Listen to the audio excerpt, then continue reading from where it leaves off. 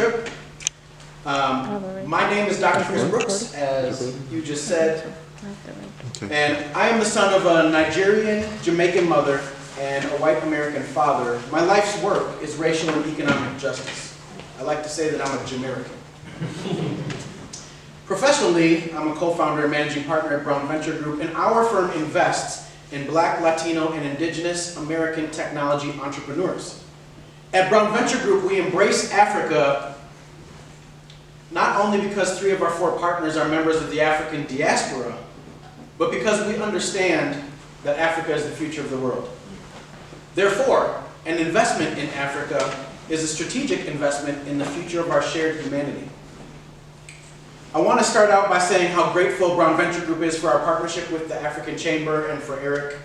Eric and his team have been an invaluable resource to me. I first met Eric about 7 or 8 months ago in Dubai, if you can believe that. That's the first time we spent time together. And our relationship has just gone very, very rapidly. The partnership between Brown Venture Group and the African Chamber is extremely important to Brown Venture Group's goals. Together, we are in the early stages of a multi-year co-created strategy that centers around 3 key objectives. If you're a note taker, this is a good place to take notes. The first objective is to accelerate technology investments on the continent of Africa and within the African diaspora globally. So to accelerate technology investments.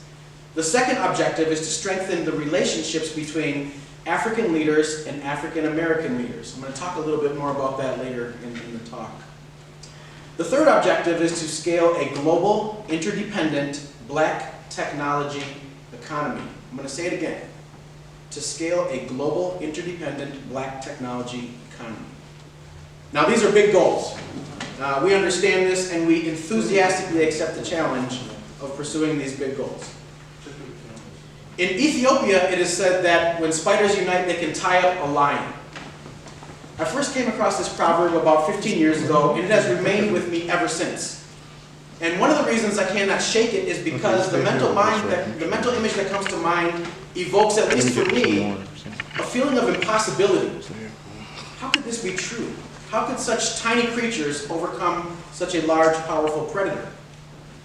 I've given this proverb much thought, and I'd like to describe this proverb's meaning for the 21st century. But before we look ahead, we must first look back. In the 15th century, a mighty lion began roaming the earth. Its name? Modern colonialism.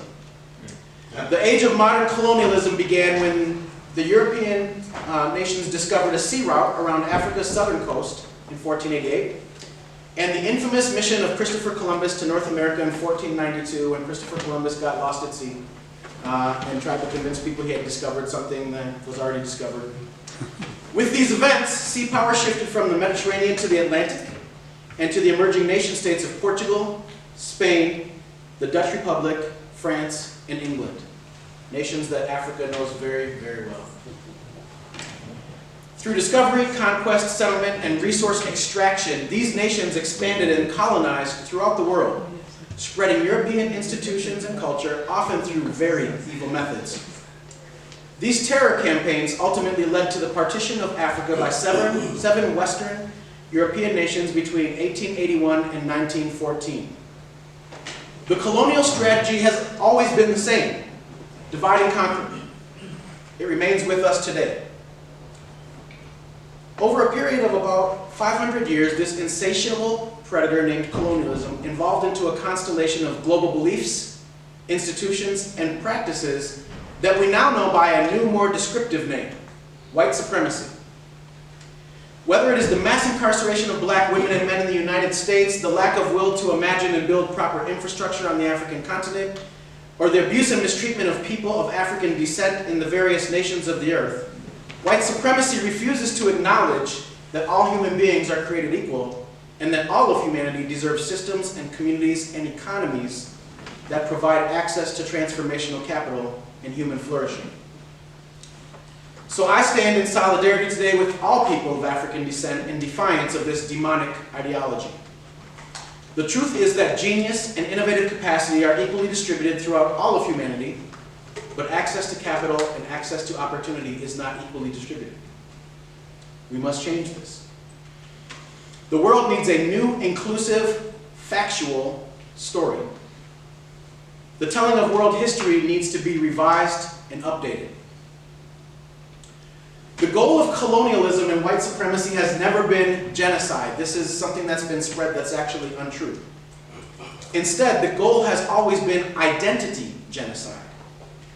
If we can be brainwashed to forget who we are, if we forget our ancestors, if we forget where we came from, we can be tricked or forced into beliefs and behaviors that are antithetical to African and Eastern ways of being and of living.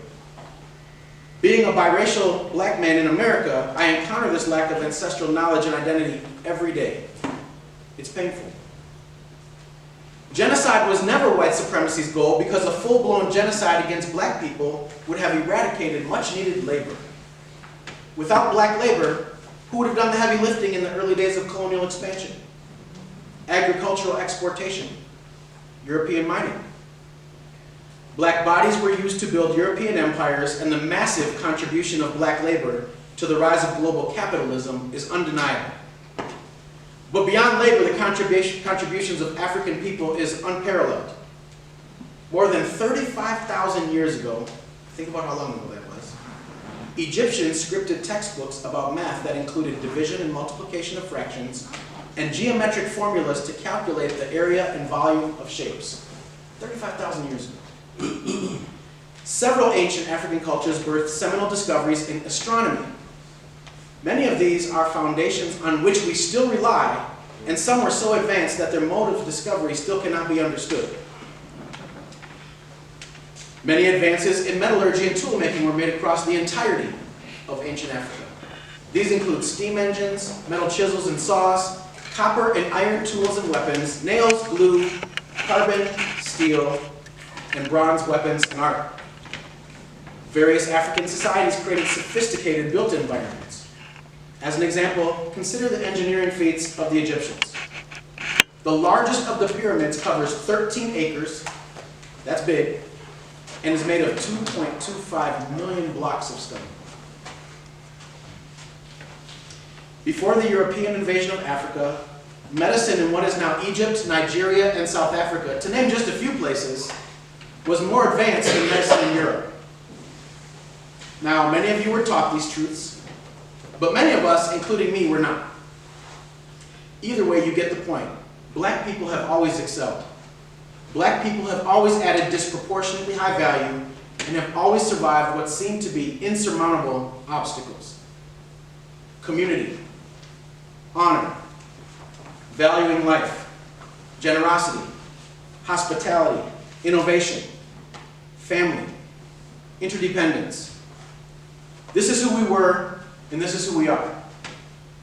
We have overcome, we shall overcome. Despite our genius and our achievements, white supremacy has enjoyed centuries of forced economic and cultural dominance across most of the globe. I'll never forget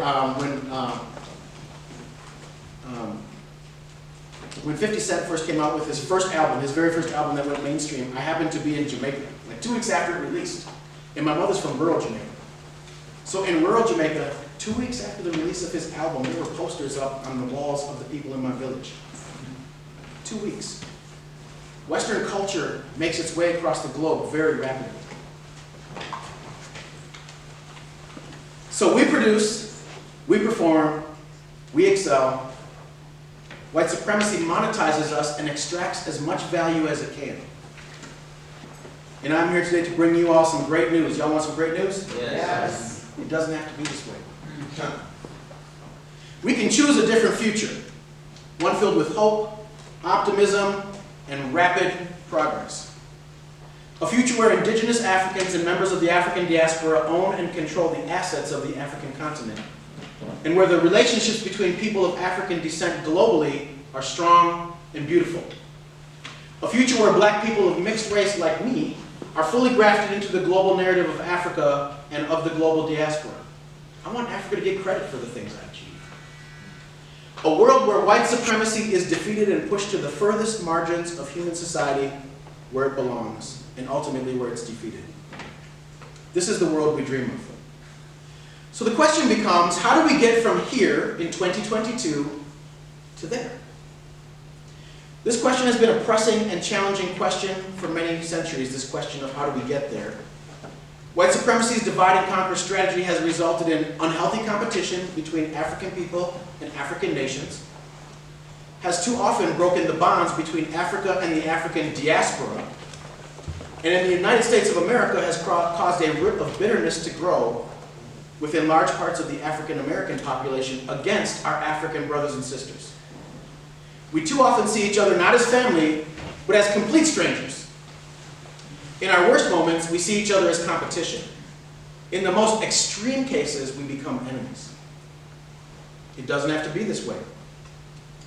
As a starting point toward the future, we must reach back and tether ourselves to our African ancestors and elders to imagine a new future for black people.